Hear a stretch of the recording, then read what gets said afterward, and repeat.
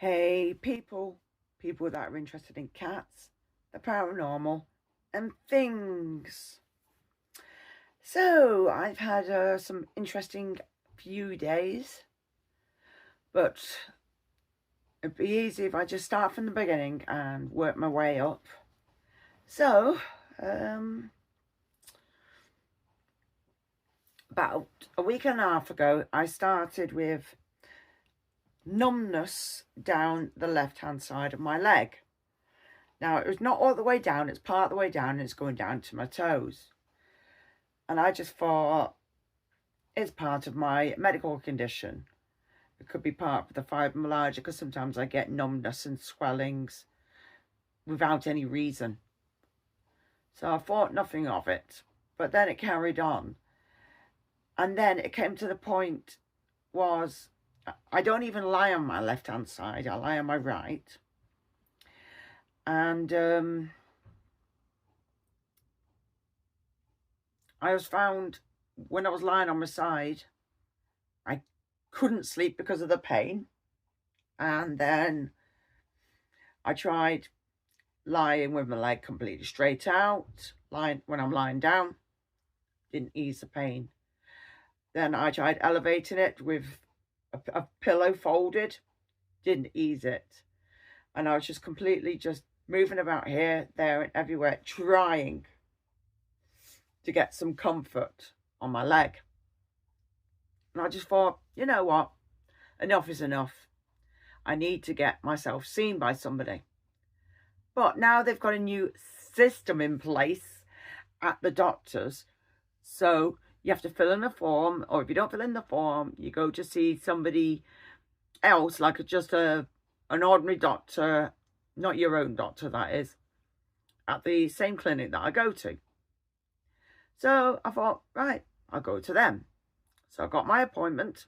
I went there. And I got to see a female doctor. And I was explaining the situation to her. And I did happen to mention that I was finding problems rotating my left foot. I showed her my right foot. My left foot, I couldn't rotate it. But she didn't at all, which was a bit frustrating. She didn't even examine my foot. She just listened to my actual worries. But she didn't examine it. And like I said, I was just showing her how I couldn't rotate my left foot. And the next minute, she's like, you need to go in A&E. I'm like, really? Do I have to go? She says, well, it sounds like you've got drop foot. And that could be a serious matter. And you could basically lose your leg if you leave it any longer. I'm like, oh, okay, well, this is quite serious. So I thought, well, I'm in mobility scooter. And I thought, I'm going to take this mobility scooter home first. Because taking that round the hospital, it's a bit of a pain in the neck. And especially since the cubicles and everything is just smaller, it's just, oh, yeah. So I took it home and ordered an Uber. So I ordered an Uber from home and got taken all the way to A&E. I explained my situation to the receptionist at the A&E, who told me to sit down and said I'll be talking to somebody. So sat down. A few minutes later, say about 20 minutes, half an hour later, gets called into the doctor's office. I explained everything that I'd already explained earlier to the doctor at the clinic that I went to earlier. I explained all the way through, and they said, right, okay. They took, that was it. They didn't examine me again, which was annoying. So I was just told to go to another room and wait. So I waited. And then I get called and I goes to sit in a cubicle. They took my bloods, they took my blood pressure. They said my blood pressure was fine. They checked my temperature. Said that was fine. And anyway, they just told me to sit there for a bit. And then they asked me to go and wait in another room. So I'm thinking, okay, I feel like I'm getting pushed from pillar to post already. So anyway, went and sit into another room, bigger room this time, and it was absolutely packed. I thought, oh God, we're going to be here for hours and hours. But surprisingly, I wasn't.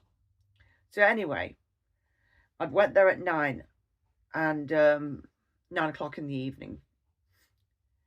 And obviously I was waiting to be called. Got called. Sat again with another doctor. And I again relayed all the information to him and let him see what's going on. So he asked me to take my boots off, my socks off, basically looking at both feet to see if there was any difference between them. So he did that. Then he asked me to, you know, to check my leg pressure against him, my toe pressure, and that was on my right leg. Then he asked me to do exactly the same on my left leg, which I was finding problems because obviously with me, the numbness of my toes, I could feel them slightly, but not enough. The pressure just feels really, really strange. And I was finding it hard. But then he was saying, you know, checking the pulses in my feet. And he says, well, I can feel them. I thought, well, that's no flipping good. You can feel them. But it doesn't mean that I can't, you know, I'm not having circulation problems. So they were asking about me going to the toilet and all the rest of the, you know, the real in-depth questions. And I laid all that back to them as well. I have IBS, so I do have problems going to the toilet anyway. And basically they turned around and said that I could have painkillers. Now, the funny thing is, my main doctor, took me off painkillers and said I didn't need them. Even though I'm in pain with stuff, I more or less tolerate it because paracetamol doesn't do anything for me. But apparently the naproxen that I take, I've got ibuprofen in. But obviously that's doing absolutely nothing for me. It's not relieving the pain in the slightest. So anyway, the doctors put me into, oh, sugar, I can't remember the name, because I've not had these in such a long time. I actually put them in my handbag because my cats keep knocking things off because they're cats. These are called Codridamol. I have not had these in a very long time. So anyway, I've been told to take them for 5 days.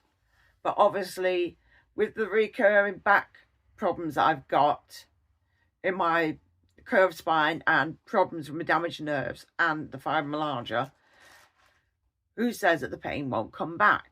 So I basically need to be put on painkillers that I can take that actually give me some relief when the pain starts kicking in. And I also need to see my surgeon because I was told by the surgeon I was to come back to him once the pains started getting pretty bad. And guess what? They are. So I've actually made another appointment to go and see my doctor. And in the meantime, I've got to look for the letter to get in contact with my surgeon to basically escalate me seeing him. So I'll probably end up going for another MRI to see if if there's any changes.